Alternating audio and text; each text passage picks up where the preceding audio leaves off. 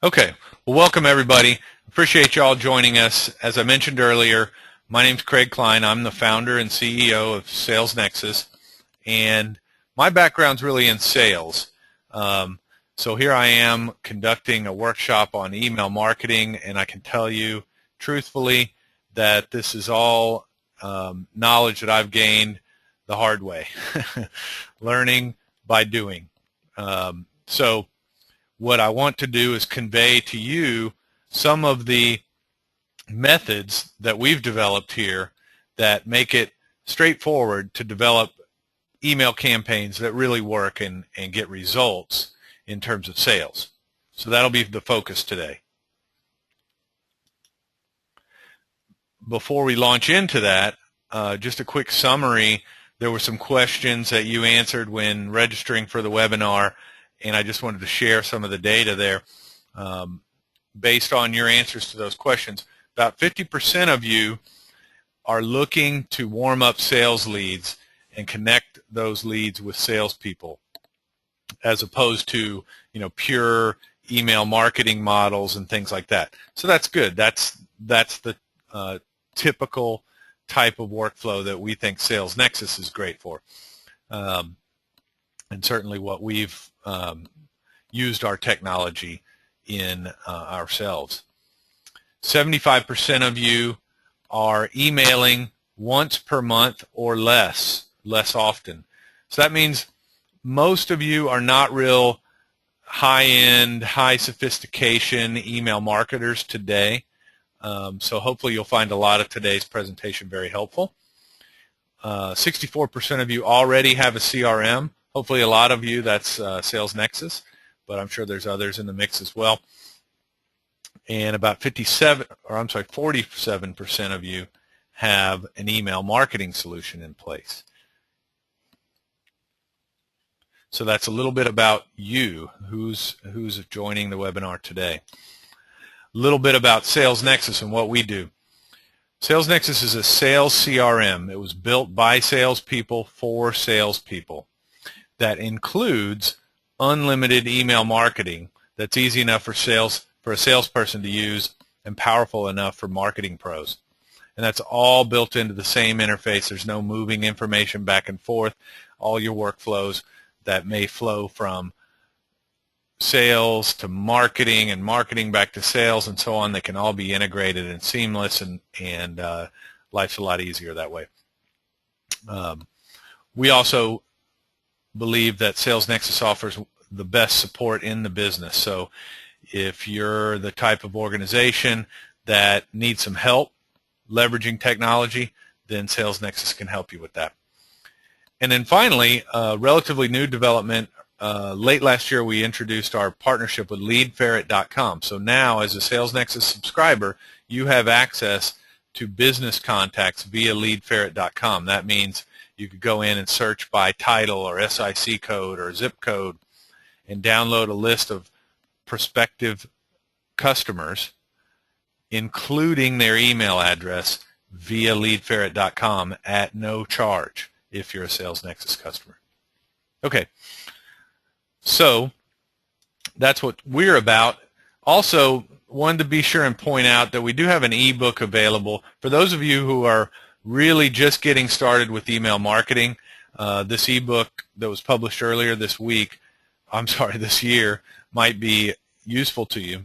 Grow Sales with Emails, 7 Easy Ways Sales Teams Win with Email Marketing. So go to salesnexus.com and you'll see a little banner on the home page that will link you to the ebook so that you can download it. So I encourage you to go ahead and get that. All right, so what I want to start off with is some of the basics that are covered in that ebook, just for those of us who are sort of newbies at this. And I think an important frame of reference to have when you're thinking about your own email marketing efforts and campaigns is to think about your own use of email in your personal life and your business life.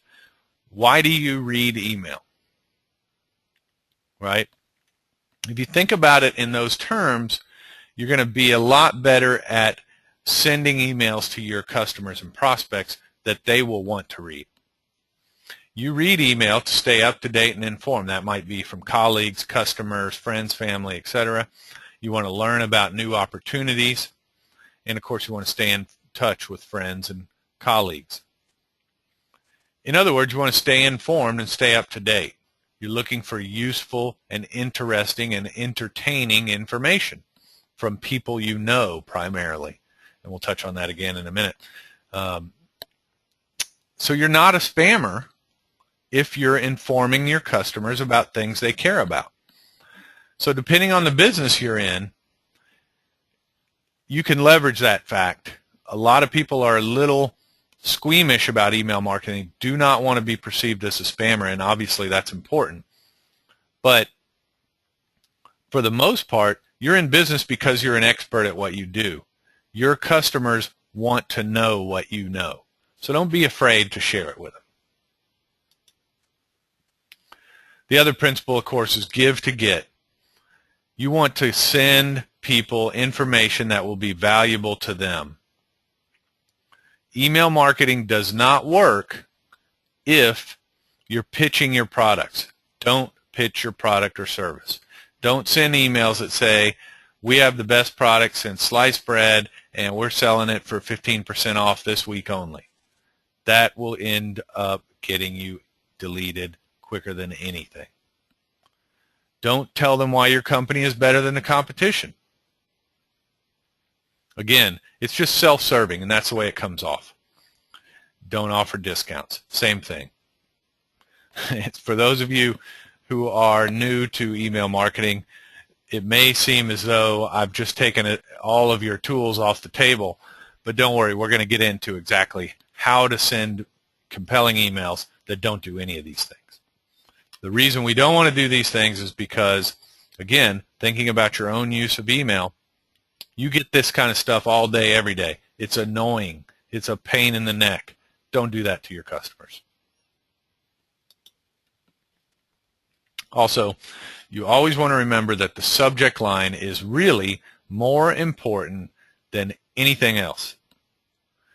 And to try and be real brief here, if you think about the way you read your email, in fact, there's been studies on this, lots and lots of studies, and essentially what they all boil down to is what people do is you come in the morning, let's say, sit down at your desk, you go to the inbox, you start having your coffee and reading through your emails, right? What people actually do when they begin to do that is they scan through all of those emails. If your inbox is like mine, it's more than a screen full of stuff to go through, right? You're in a hurry, you got a lot to do, so you're rushed. You're going to look for people you know. You're going to look for emails from people that you know. So you're looking at the from field first. Those emails from people you know, you're going to take a look at. Then once you've gone through all those, you're going to look at the subject line of the emails from people you do not know. And if that subject line does not get your attention or sound interesting at that given moment, then you're going to hit delete. They will never read your email if they do not know who you are and your subject line is not compelling. That's really, really important to understand. Never neglect the subject line. And also, with most email marketing solutions, you can test and measure it and adjust. You can send out an email with this subject line, see how many people open it, then send out the same email but with a different subject line and see how many people open that, and in that way figure out what subject lines work for you and your customers. Okay, so what I think is the most exciting part about this is that you really can ramp up your sales with email marketing, and it's not rocket science. So the X factor is thinking about what you're typically doing in most businesses with new prospects and how your sales funnel operates, right?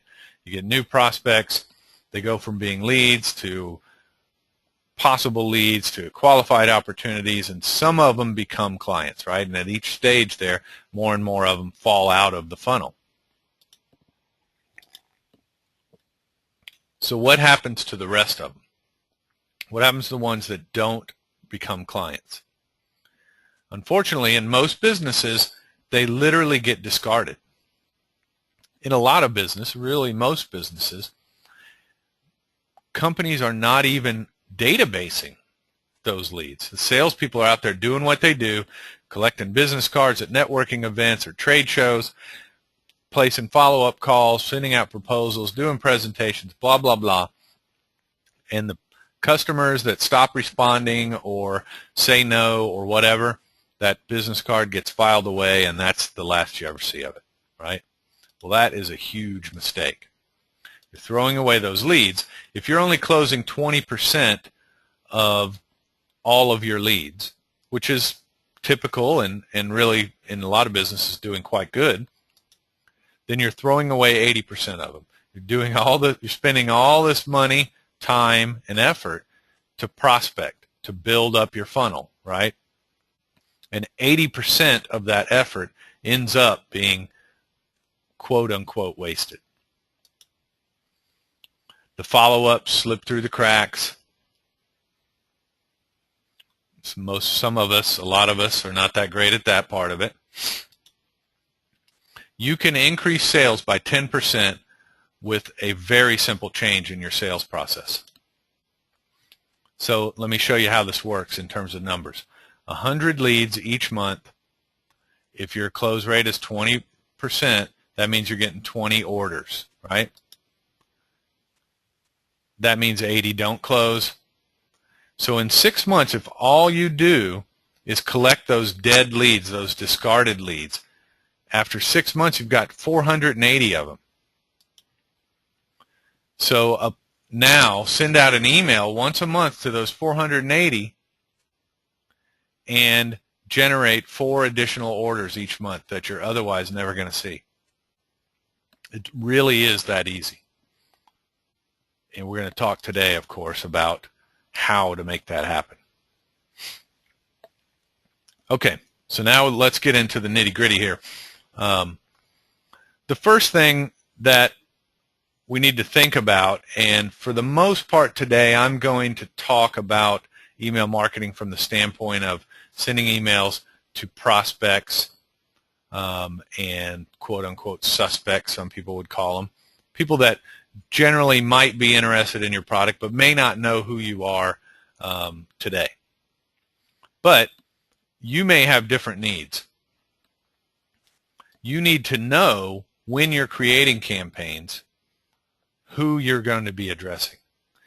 If you're going to buy a big list of contacts and email addresses of people that fit the demographic profile that you want to target, then that's one thing. And again, we'll kind of talk about that today.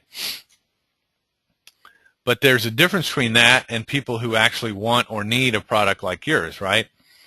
I may be sitting there with a certain income and a family of 4 or whatever, which means I fit the demographic profile of somebody that may need a real estate agent in Dallas, Texas, right? Doesn't mean I want or need one today, right? I will have to have taken some kind of action that shows you that I want or need a real estate agent today. There's a big difference, and you're going to talk to those two different audiences differently. And then, of course, there are people that have indicated they're interested in your product, right? They've responded to something you've sent them. They've reached out to you. They've called you. They've emailed you. They've visited your site, etc. And then, of course, there's customers. Each of these different groups need to be addressed differently. But for the purposes of today's discussion, I want to really, really drill into the concept of marketing personas. So this picture here is a picture of folks waiting in line at the Apple Store, you know, the big new launch of the latest iPhone or iPad or whatever it is, right? And you can see we've got a lot of different types of people here. They're all waiting for the same product. And they're all very enthusiastic, right? They wouldn't be waiting outside the store in the heat of the summer or the rain or the cold of the winter if they didn't really want that iPad or iPhone. But I guarantee you each and every one of them has a very different reason for being there. And the point of that is that you cannot address them all the same way. The same message will not work for all of them. This gentleman here probably wants to do something with his iPhone or iPad related to work, right? Some of the younger kids in the line, maybe they're in college, maybe they're still in high school, but it may have a lot more to do with playing games and doing Facebook, right? So if I send an email to this young lady about how many business apps are available for the iPad, she's going to delete it. She doesn't care. If I send an email to this gentleman about how many cool games there are for the iPad, he doesn't care about that. You have to think about where your customers live and the different types of profiles that will be interested in your product, and really come up with what's called a marketing persona. And when I say that, I mean you could have this many different personas that you're talking to in your email marketing. Hopefully not. Hopefully it's a little simpler. Hopefully you can boil it down to 3 or 4 at the most. Otherwise it gets a little complex to manage, right? But that's our goal, is to essentially create these profiles or personas or pictures of very specific individuals with very specific traits and wants and needs and pains and concerns, and know exactly what they are and group them together, and then create emails and campaigns for each of those different segments, if you will. So some important questions to ask about each of these different personas is, why is the purchase a must now? In other words, sure, I'd like to have an iPad, but why have I decided to spend the money today?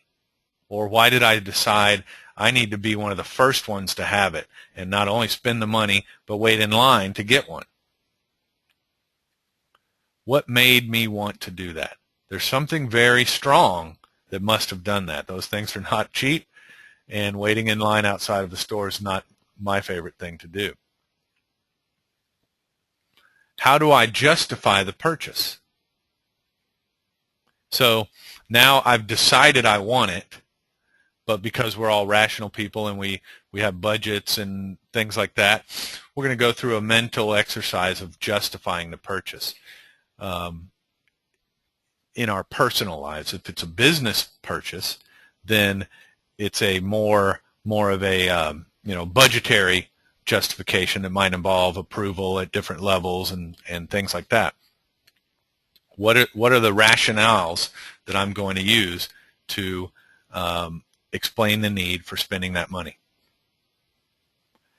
And then at the higher end of the funnel, or the top of the funnel, what made me start looking in the first place?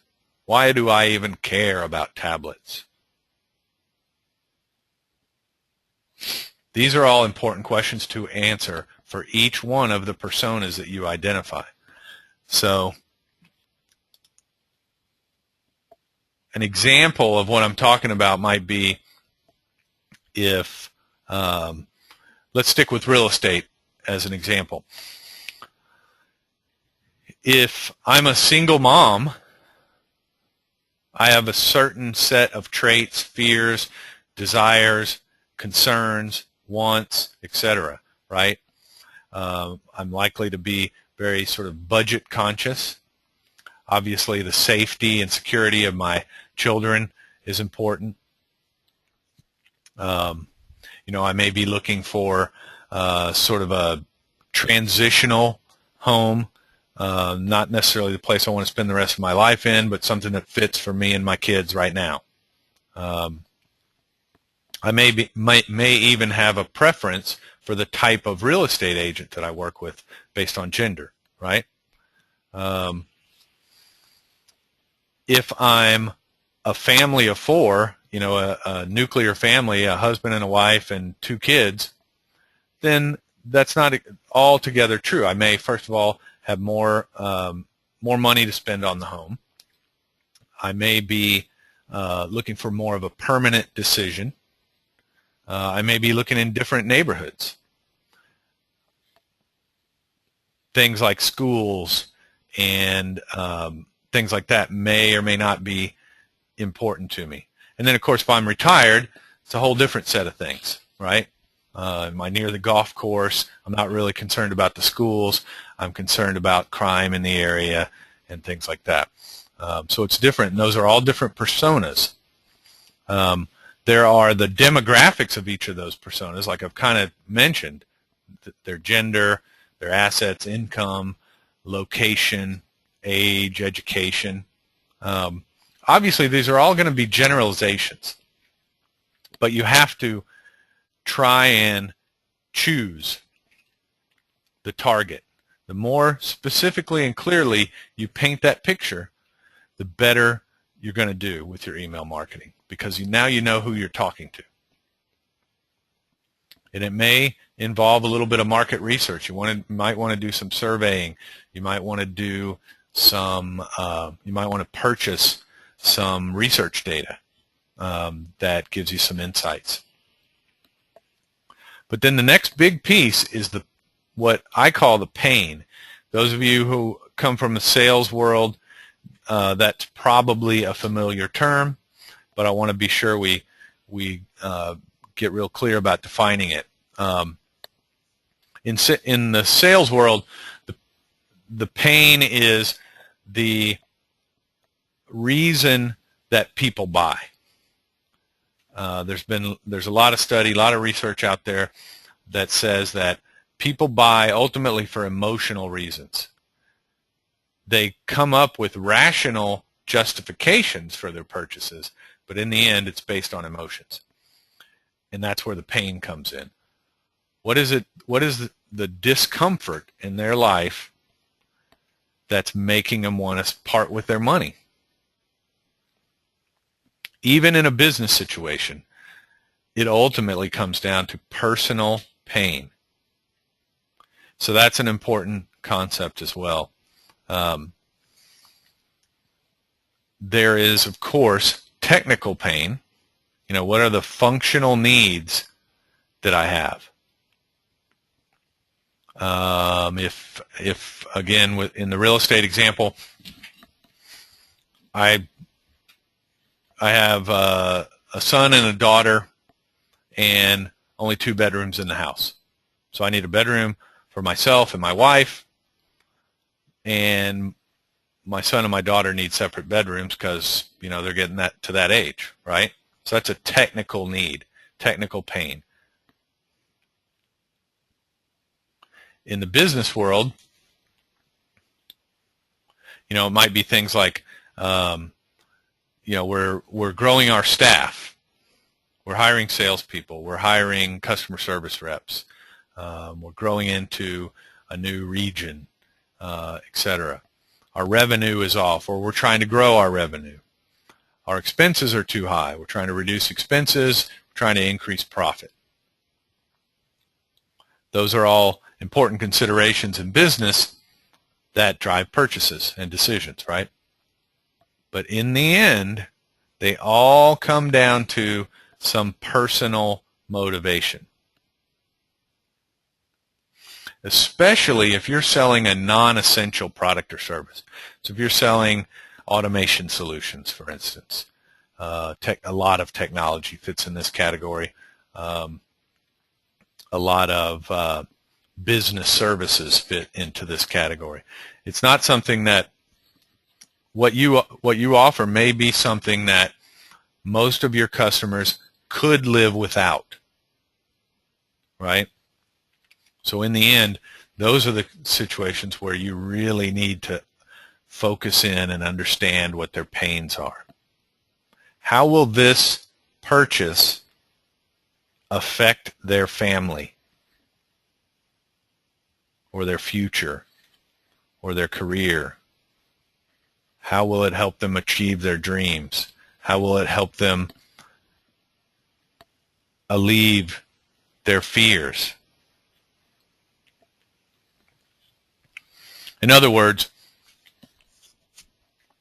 obviously when I get a bigger house with an extra bedroom, my son and my daughter can stay in separate bedrooms, and I feel more comfortable about that, right?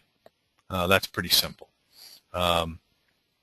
If your product helps the business owner increase profit by 10%, then that means he can afford to put the pool in the backyard of his house. His family's happier. He's happier. That may be one of his dreams. Or he may be in fear of losing his home because he's behind on his mortgage because they've been losing money for several months. It's those types of things that you really, really need to dig into. It can be tough. It can be uncomfortable. In fact, one of the biggest challenges with pain, especially getting it down to personal pain, is that often your customers themselves have trouble even recognizing or verbalizing what their real pain is. Sometimes that's not easy. So I want to make sure that this is all clear. So please, if you have questions about any of this, be sure and type in your question in the GoToWebinar interface there, and let's be sure and talk about it and drill into it if you'd like. Okay, so we talked about why is the purchase a must now. That's going to be most often a personal pain. There's a reason I want to do it now as opposed to next week, next month, next year. Most often that doesn't have much to do with anything rational. It's emotional. How do I justify the purchase? That's going to be technical or business pain. What made me start looking? That's going to be technical or business pain. But sometimes could be emotional. It depends a lot on what you sell.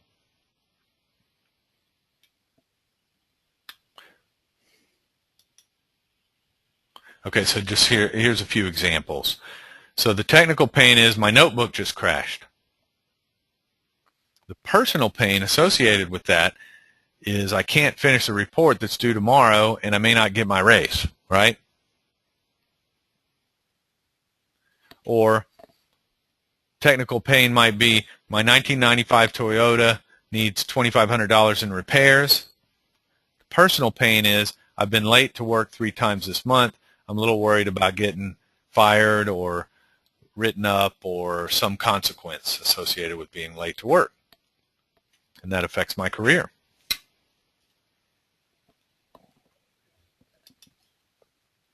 Sales staff turnover is too high. Costs are up and sales are off. That's a business pain. It is not a personal pain. If you're a business owner, it may feel like a personal pain, but it's not. The personal pain is I'm spending too much time recruiting and training and not enough making deals. My income is off. And my wife and I were planning some renovations at home, and I may have to put those off, right? I don't want to go home and tell my wife we can't redo the kitchen. That's why I want to talk to the guy who's going to help me find good salespeople.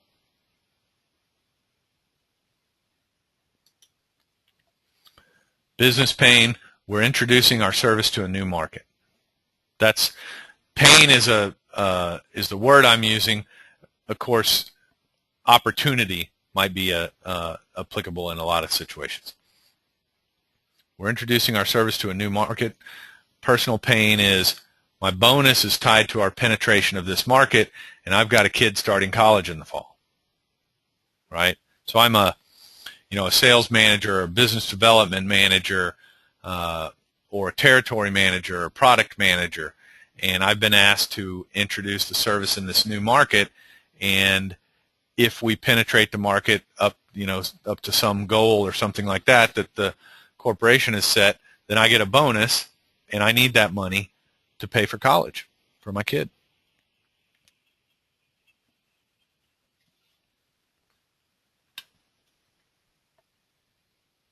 Okay.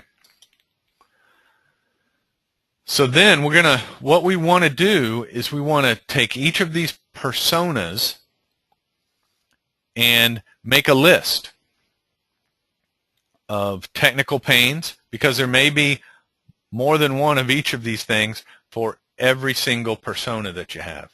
So you got the single mom over there, and you got the retired couple on the other end of the spectrum. And the single mom may have several different technical pains, right? The son and daughter getting a little bit old to be sharing the same room. That's one. Another one might be, it's a bad neighborhood. Another one might be, the son's moving into middle school, and we're not really happy with the school that we're zoned to. Those are all technical pains for one persona. Then for the retired couple, they're going to have a whole different set of technical pains. Maybe their house is too big. Kids have moved out. They're doing a lot of traveling. They got themselves an RV. They don't spend a lot of time there. They want to downsize. Maybe they want to convert some of their equity in the home into cash. Those are all technical pains.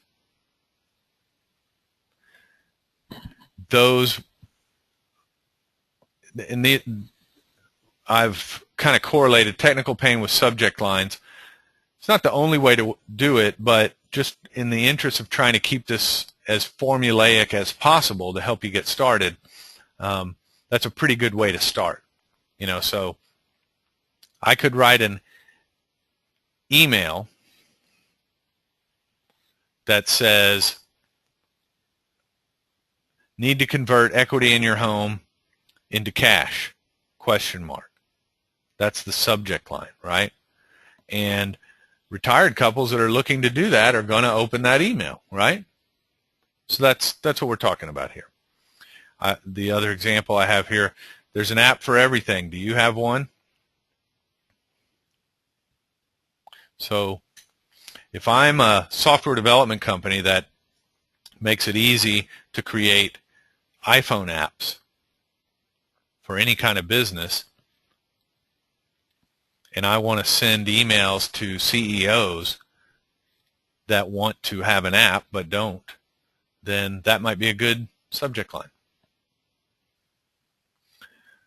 Calls to action. So a call to action is not the subject line. The call to action is in the email, what are you asking them to do? What is the result that you're hoping to drive? A lot of people in their email marketing make the call to action, email me here or call me here. Well, that's fine, and it works in some cases, but we're going to talk here as we go forward about more compelling calls to action. Really, the subject line and the call to action are the name of the game in terms of success with email marketing. The subject line gets the email read, and the call to action gets the result that you're after. So the subject line is, there's an app for everything. Do you have one? If I'm a CEO and I know everybody and their dog has an app now, and I know I need one, and then I read your email and the call to action is, join our webinar, 6 steps to affordably building apps. Okay, I might spend an hour watching that webinar, right? And then the personal pain you have to be really careful with. If you're successful at getting really, really personal, don't want to tell the wife that we can't renovate the kitchen, that kind of thing. You got to be careful with how you talk about some of that stuff. My suggestion is you want to ideally use the personal pain within the story that you're telling in the copy of the email. So a good example of that is just a story about a customer, one of your existing or previous customers. Here's something that they went through. Here's the personal pain that they were suffering from and how your company helped them overcome that. So my example here is stodgy old bank attracts Gen X with iPhone app. If I'm a banker, that's compelling. That makes me want to join that webinar.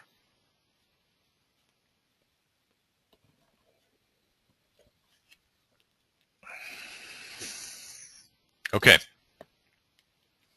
Some other tips here. Keep it brief. Long emails don't get read, period. Don't kid yourself. Focus on the subject line and the call to action, as I've mentioned already, not the graphics. You don't need to spend a lot of time making your email pretty. That is not what drives results. It can help, but it's not the core of getting results. Give them just enough to make them want more. In other words,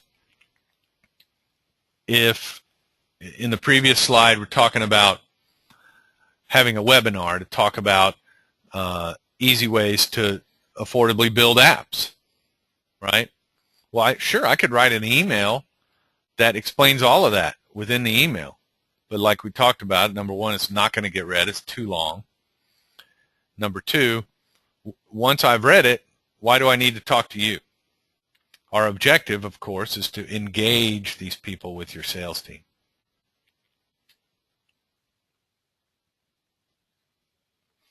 Okay, so I have some examples here that I want to pull up and just talk about. So some clients have it easy, some don't. And I'll show you a few different examples. So these are all examples from SalesNexus clients that are driving real results. So there's a lot about these emails that I might pick apart or I might suggest they do different, but what I know is these things are getting results. So I want you to understand this does not have to be rocket science. It does not have to be perfect. So that's a really important point. Just start, and you're going to learn a lot by moving forward. Don't worry about getting it perfect the first time. So here's one. Our client's telling you what you want to hear. This company provides survey tools to a certain industry segment that helps their customers manage customer satisfaction over the course of a long-term construction or design project. So over a project that might stretch out over months or years, their customers want to make sure they're staying in touch with their customers and measuring their satisfaction with their services. And so our customer design facilitator offers some survey tools around that. And you can see, very simple email, not a lot of graphics. Our client's telling you what you want to hear. If I'm concerned about customer satisfaction, then that's a compelling subject line. I will open that email, right? And then you can see the copy's very short, to the point, and it links to a 1-minute video overview of how feedback builds your client loyalty. All right, if I'm the right guy that design facilitator wants to talk to, I'm going to watch that video, right? Of course, what's powerful about this is that using Sales Nexus or most other email marketing solutions, you can know which prospects open and or click on that email. And it tells you, in other words, who are the hot prospects.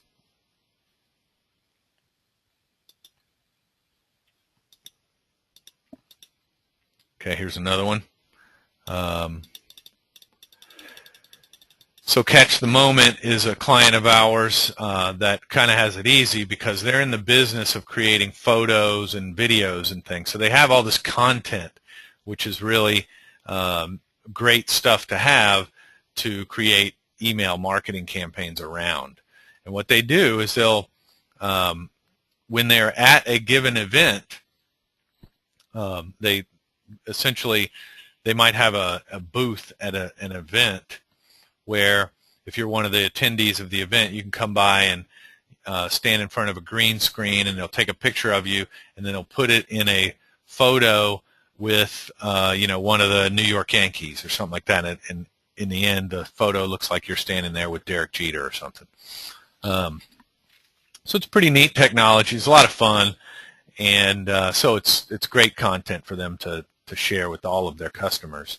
So what they do is they go to these events, they collect a lot of business cards, sometimes they may even get the whole attendee list, and then they're going to send out an email, thanks for stopping by our open booth to have your picture taken at the Crystal Awards last week. Watch this video to show how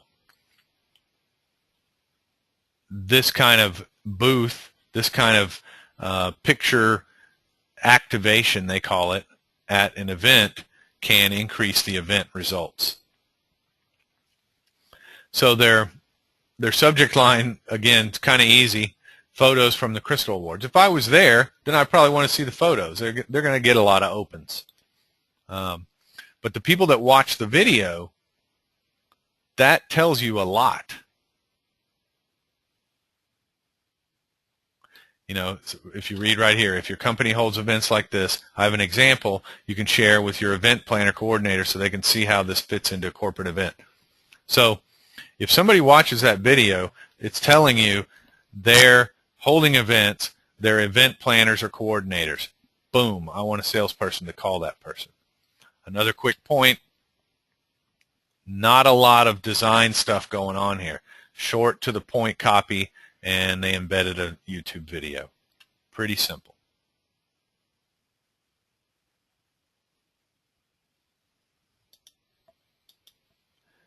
Okay, moving on. Here's another one from Catch the Moment. They did some sort of where they do a lot of golf tournaments.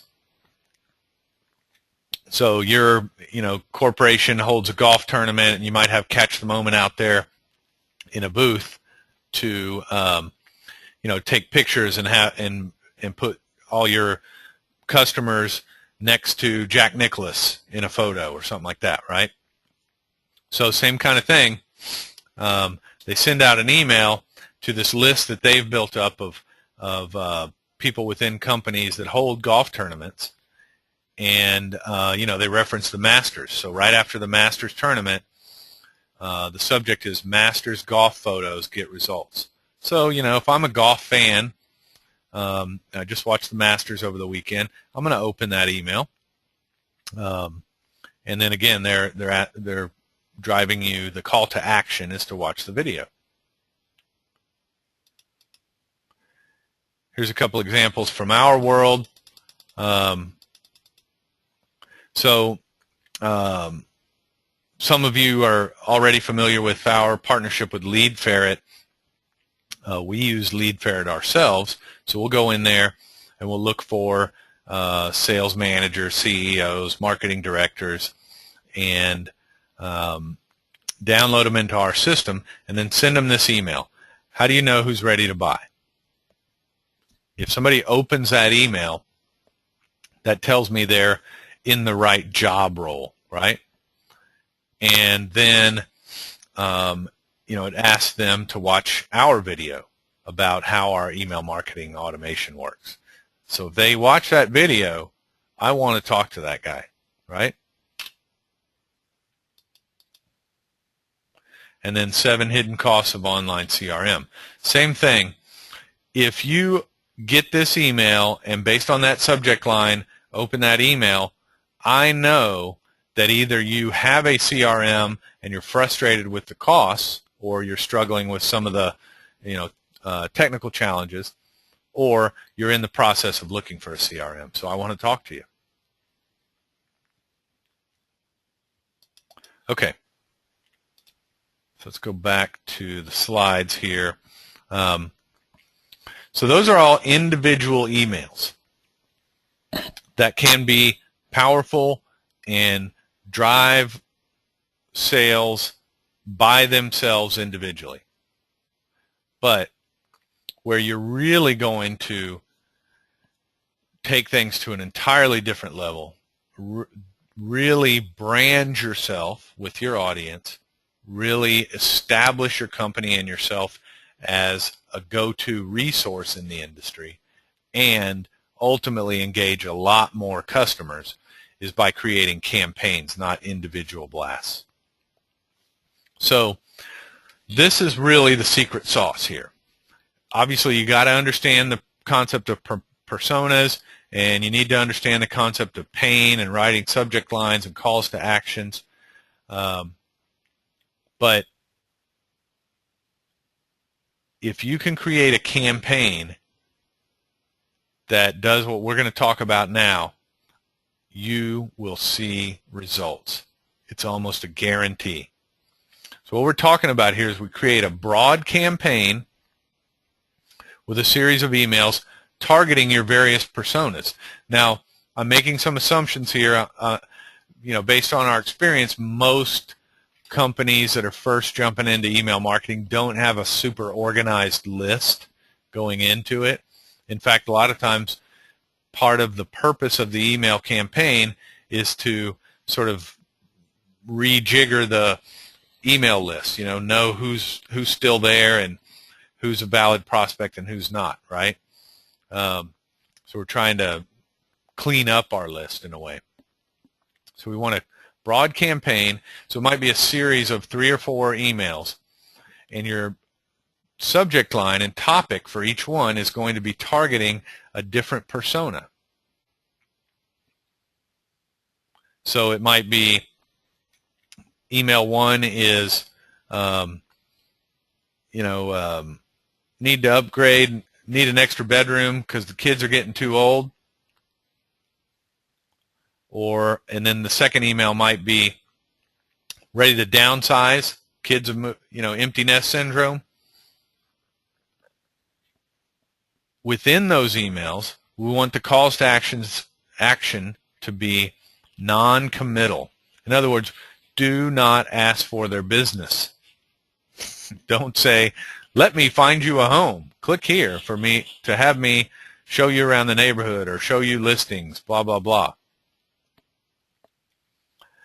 Offer them some free information, a free report. Again, in the real estate business, it might be, a neighborhood property values analysis, or it might be a video with some tours of, or even some customer testimonials. Might even be an interesting article that you didn't even write. Something's on the Wall Street Journal and the local paper. A case study or testimonial from a previous customer is always great stuff. But we're not asking for their business. What we're asking them to do is show us that they have an interest in what we do. They have an interest in homes and properties in the neighborhood. And to establish ourselves as a trusted resource.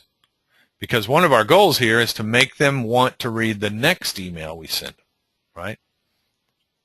Okay, so this is this broad series. that's going to sort of rotate through your different, targeting your different personas that you've identified. And then those that open or click on that email go on a more specific campaign that drills down with much more powerful and sort of business-oriented calls to action. So in other words, I sent you my email about, need an extra bedroom because the kids are growing up. And since you opened and clicked on that, I'm now going to send you an email that in the real estate business might be appropriate to go ahead and send them a list of 3-bedroom properties in the area. They might want to look at that.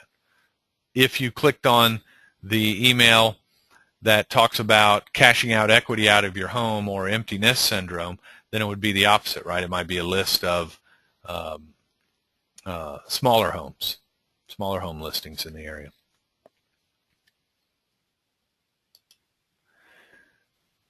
In some businesses, this can be pretty simple. So you vary the subjects and the calls to action to the group. And then you group those prospects into segments and drill down. So their response to the first level emails, these series of emails targeting the different personas, brings them down into a different email campaign and drills them down. So whatever your goal is, if it's to get people into a webinar or some sort of an event, seminar, something like that, you're going to send them several emails before you ever ask them to do that. Right?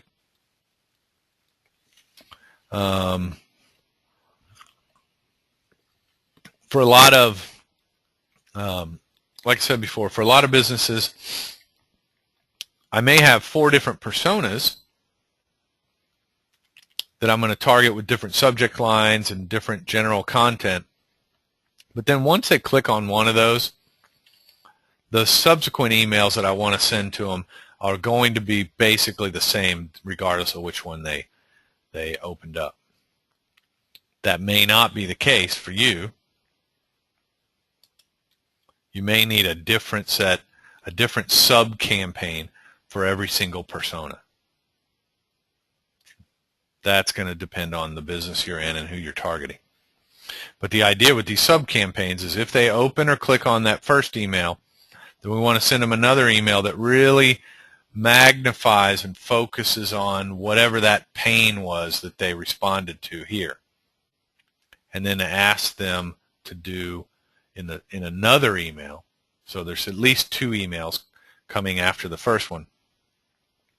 First one sort of really, in the sales world, what we used to say in my previous life is, we want to find that nerve, and then we want to really step on it and make it hurt.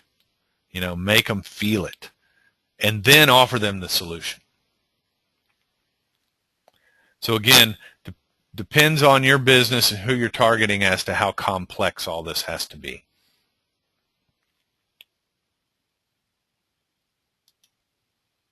So let me kind of walk through a specific example here.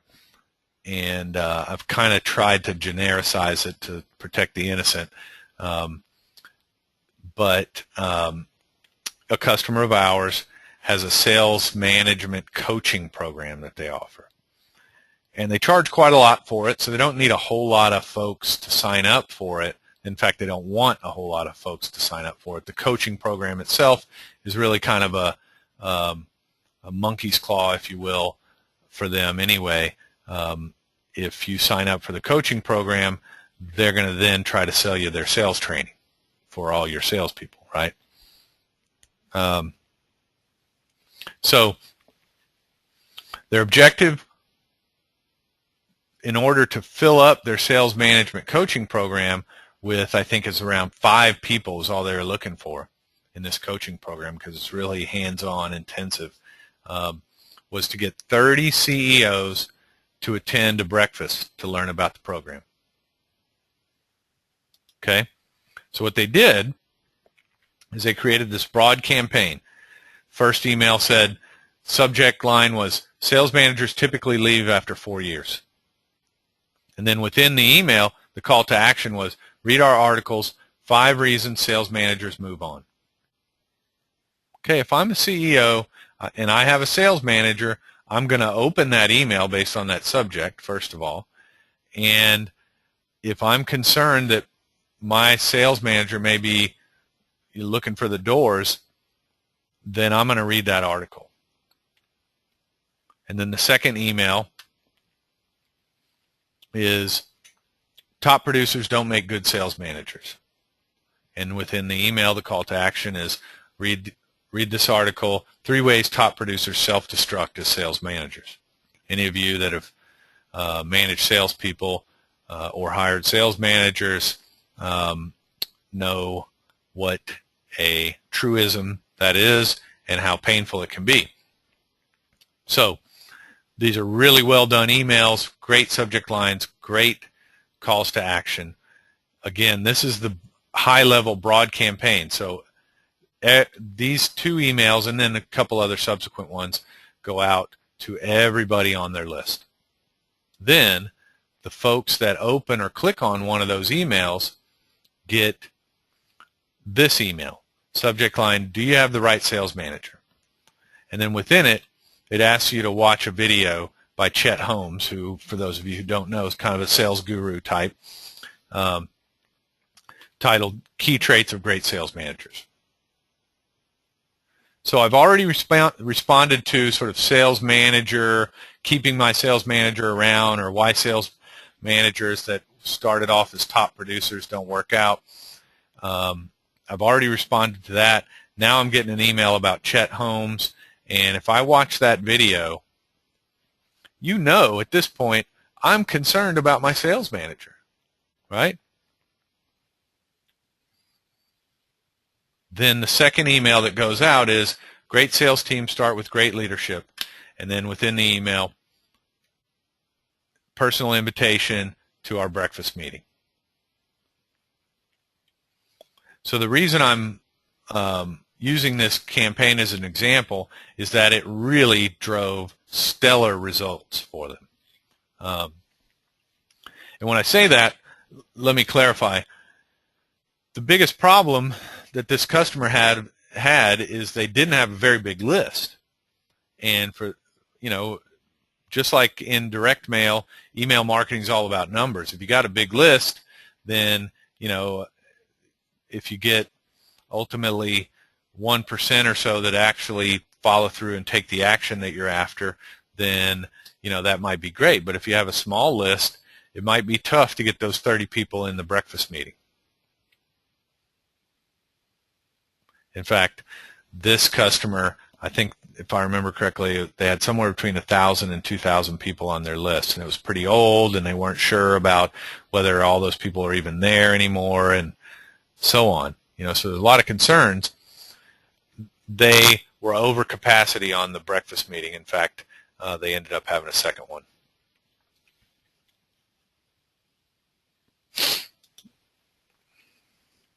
Okay. A couple of questions I see here. Let me pause and address those. How long would you recommend waiting in between those segmented emails? That's a great question, and it really just totally depends on your business and your industry and who your customers are, and how they got on your list. If it also depends on your confidence in your email content. If you really feel like you've got some compelling content that most of your audience is really going to value, then I don't think you should be shy about sharing it. In fact, there's an argument to be made that if you send me a great article that I love, but then wait 2, 3, 4 weeks before you send me another email, that may be too long. I may have forgotten, right? So I'll tell you from our point of view, when you sign up to a free trial of Sales Nexus, you're going to get an email every 2 or 3 days. And I've never had anybody complain about that frequency. If you download one of our free ebooks or something like that, that's not as strong a sort of buying signal, if you will, then we're going to send you other reports and ebooks and stuff like that as offers in emails, and those will be 3, 4, 5 days apart over the course of a couple of months. But that's just us. We're in the technology business, so I think that probably causes us to be a little more aggressive about that. In other businesses, if you're in insurance, life insurance, or you're a financial advisor, based on working with folks in those businesses, they tend to be very conservative about that and want to really space it out. To me, again, it's up to you, and it has to do with your comfort level about how comfortable are you that your customers are really going to value what you're sending them. If you're just going to send them over and over again, hey, join me for my next big seminar, then don't do it very often. If you're going to take the type of approach that we're talking about here, then I think you can get away with being a little more aggressive. Okay, so editorial calendar. What we find is that all of this hopefully makes sense to you, and the biggest problem that business owners, busy sales executives, marketing executives have is just, when am I going to sit down and write all this stuff?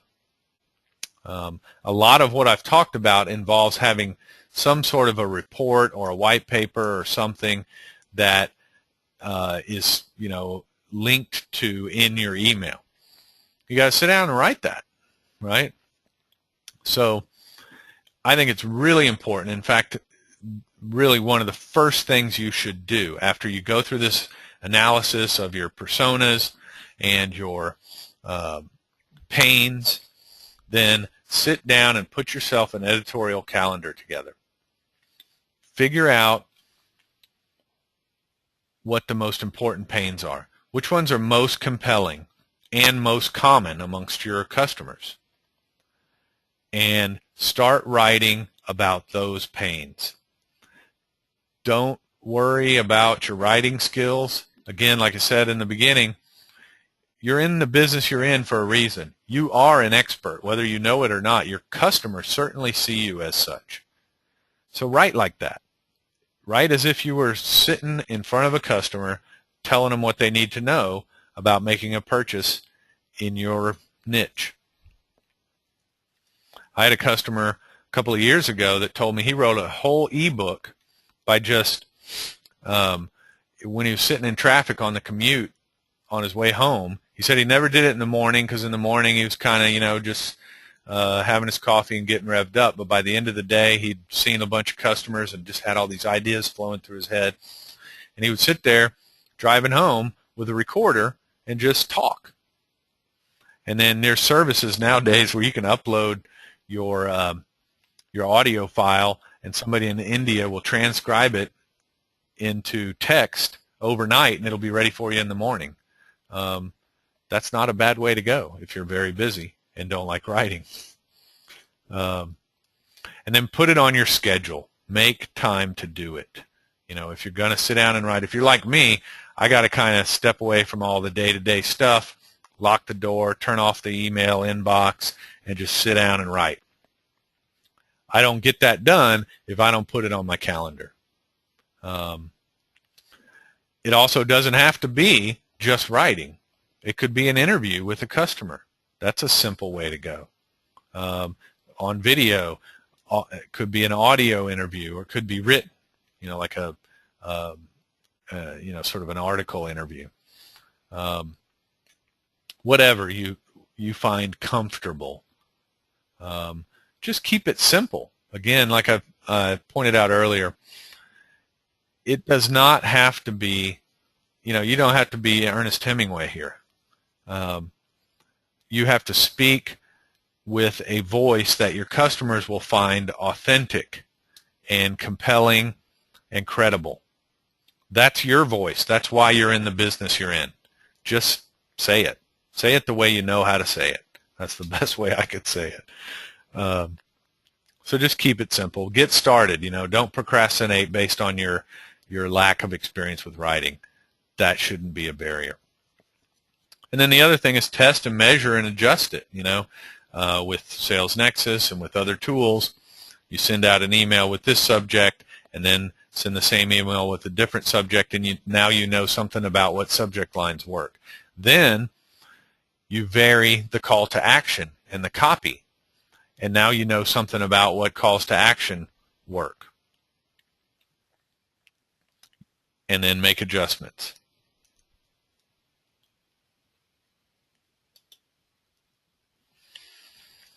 So you want to create content that your customers love. I think I kind of jumped ahead and said a lot of this already. You're an expert. What do only experienced buyers know? If we all have customers that have bought this kind of thing a million times before, and they know exactly what they want, and they know all the ins and outs, and they're great customers to have, right? Sometimes they can be tough to negotiate with and all that, but you don't have to do a lot of explaining, right?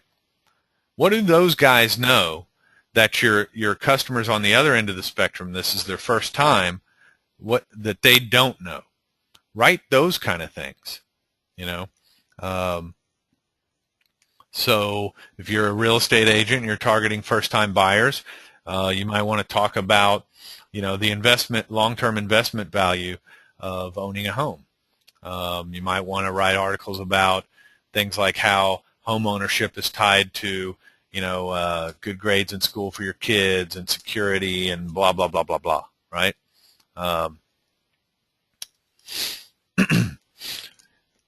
Kind of talked about this already. Record yourself on the phone. I always like to say, imagine yourself at, Thanksgiving, over at the in-laws' house or whatever, and your brother-in-law's talking to you about your business. You're going to speak to him in a way that is unique, right? Because he's your brother-in-law, and maybe brother-in-law is a bad example, but he's a family member. So you're going to be real frank and honest with him, usually, in a way that you might not be with a customer. I think that's a great perspective from which to write, because again, you want it to come across to the reader that you're being honest and that you know what you're talking about. Schedule time and to focus on the writing. Another good trick, and it's not really a trick, is to tell stories about your customers. If you can get a customer to let you sit down and interview them about, oh man, we had this nightmare scenario, and we went looking, and we looked at all your competitors, and they didn't measure up for these reasons, and then we chose you for this reason, and here's how wonderful life is now. Boy, that's golden. Everybody's got at least one customer like that. Make the investment to sit down with them and get that story, even if you got to get on a plane and go invest a couple of days to do it. And then make it fun. People love to read fun stuff. They love to laugh. Make it fun for yourself as well as your audience. Don't make this something that you hate to do. It shouldn't be. It should be fun. Again, you're talking about what you do for a living. Hopefully you enjoy it.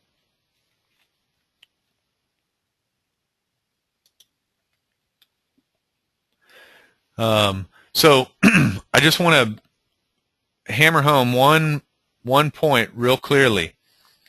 What we're wanting to do in terms of a lot of our ultimate goal, which is to take a big list of people that may be thousands and thousands or tens of thousands and whittle that down to the 100 or so that really ought to be talking to one of my salespeople today.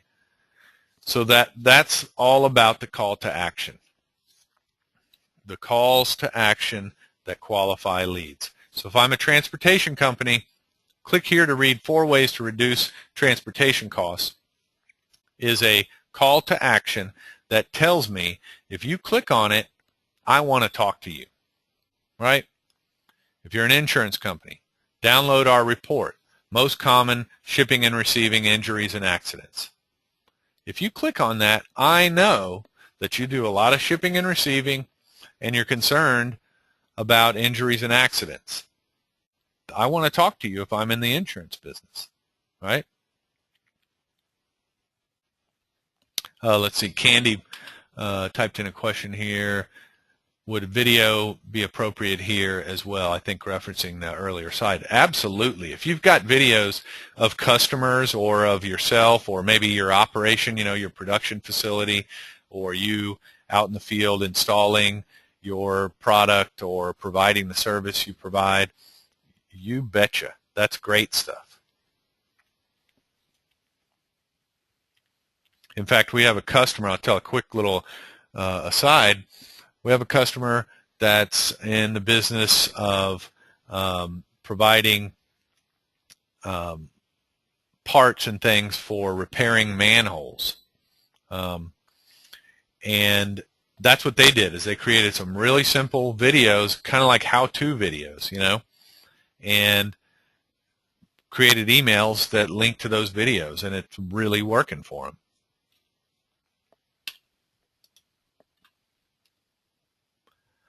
Okay, so what's next? We've covered all this. What do we do next?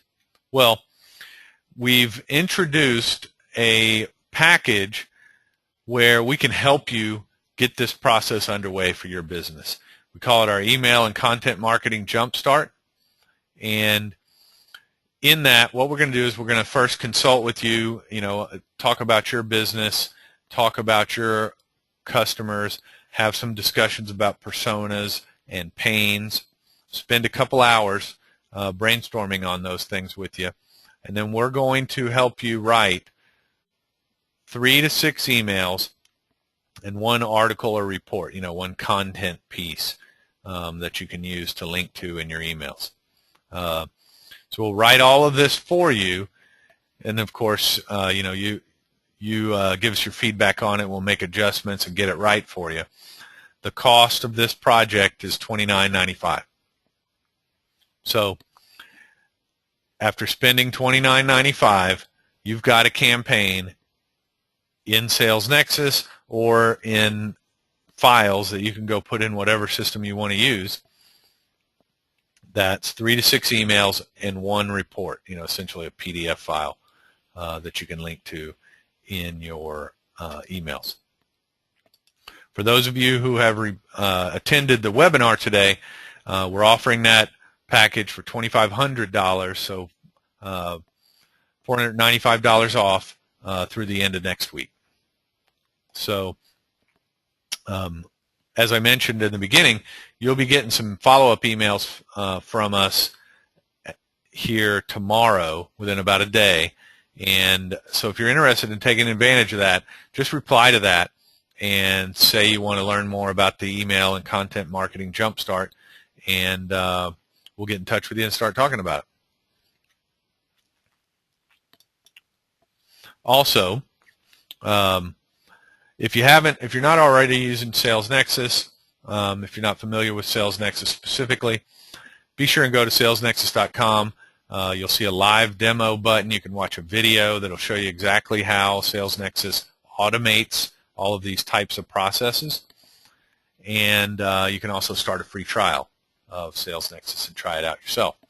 And then in particular, many of you probably know we have 3 weekly training sessions Tuesday, Wednesday, and Thursday at 3 p.m. Eastern. And on Wednesdays at 3 p.m. Eastern is when we conduct our email marketing training session. So be sure and join that. You can go to our support site and click on training to join that meeting, and they're going to get more hands-on in terms of how do you actually create email templates and create these links and track who opened and clicked them and things like that.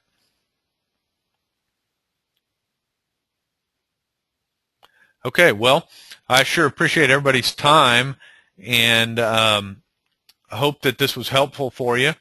If there's any other questions, anything at all that I can do to help, I'd be happy to talk with you and see if I can help sharpen your skills a little more. So feel free to reach out to me via email or phone. As I mentioned before, you'll be getting an email tomorrow with some links to the video and the slides and so on. Feel free to just reply to that and let me know how I can help you. Appreciate it, everybody, and I hope you all have a great afternoon. Thanks a lot.